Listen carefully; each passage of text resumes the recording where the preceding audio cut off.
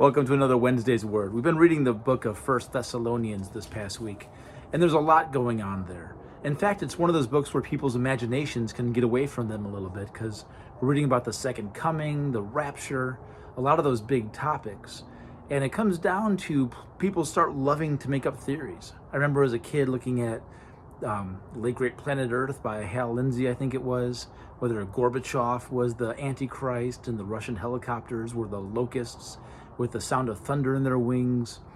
Little things like that can just get your imagination going, but they don't always build our faith. The main point is that Jesus is coming back and it's going to be okay.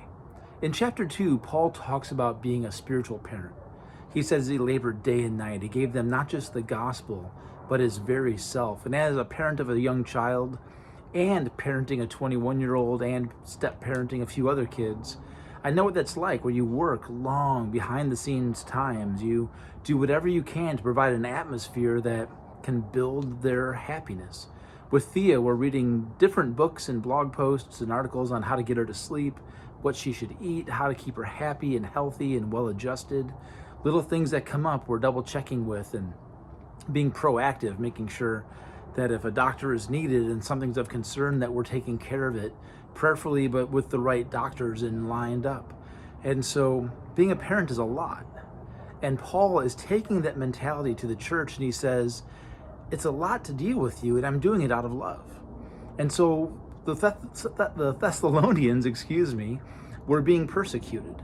And so what he's writing to them was not just, hey, here's a theological abstract about end times so that in 2,000, 3,000, however long it's going to be, years, Christians can figure out what's going to happen.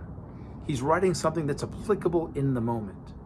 And so when you read First Thessalonians and your brain starts going around about the rapture and people being caught up in the sky and all this, if you're sitting there and your uncle was just arrested and he might be executed for being a Christian, if you just saw people going to the Colosseum or losing all their possessions or being fired for their faith, how does it help you to know that people are going to be caught up in the sky? To know that we will see them again? And I think that's what Paul's trying to get to. He's saying, hey, it's going to be okay. That Roman sword, that Greek persecution, that synagogue that drove you out, that's not the last word about you. The not last word about your character, no matter how much they've slandered you. Because of God, God himself will increase and grow the godliness inside of you that God requires. And also, Jesus didn't just die for you, Jesus is coming back for you. I think he's writing that to reassure them. Imagine a little kid being left at school and the parent says, hey, this might be a rough day, but I'll be here. 2:45, when that bell rings, my car will be parked right up front and you can come to me. And no matter what happens, no matter what the bullies say, no matter what the teacher does, no matter how much homework, no matter how bad your grades are, I'm coming for you. And at the end of this day, it's going to be just like the beginning of this day. You're my kid, and I'll do anything for you. That's a little taste, but not even close to how deep it is that God is saying, hey, I died for you. I'll provide salvation for you. I'll give you my righteousness. But no matter what this world throws, no matter how much they accuse, no matter how much they take away, I'm coming back, and I love you. It doesn't matter how much you screw up. We should be growing in godliness, but if we screw it up, God's still coming back for us. He's writing as a parent, and Paul is writing as a parent, taking care of his kids. And so sometimes I love theology. I love systematic theology. I love picking this stuff apart, pulling the passages together. But there's also a place to step back and say, okay, what's my Father in heaven trying to tell me? And what's Paul, someone who loved this church, what's he trying to say to them? Something that's going to help them that day, not just help them write a doctoral dissertation, which no one in the church in Thessalonica actually did. So it's not dry doctrinal debate that Paul's writing for. He's writing for our hearts. And that's what God's after.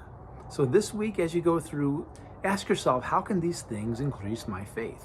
But then also ask yourself, if Paul saw himself as a spiritual parent to these people, is there anyone that God's calling you to be a spiritual parent toward? To maybe say, okay, for this little bit of time, I see you're struggling. I'm going to be your encourager. I see that you're anxious. I'm going to be your friend. I see that you're lonely. I'm going to be your support. I'm going to work as hard as I can to make sure that your fears are relieved, that your faith is built up. because that's what it's like to be a church. So keep thinking about that. There's a lot of other great things in 1 Thessalonians. If you have any questions, feel free to shoot them my way. God bless.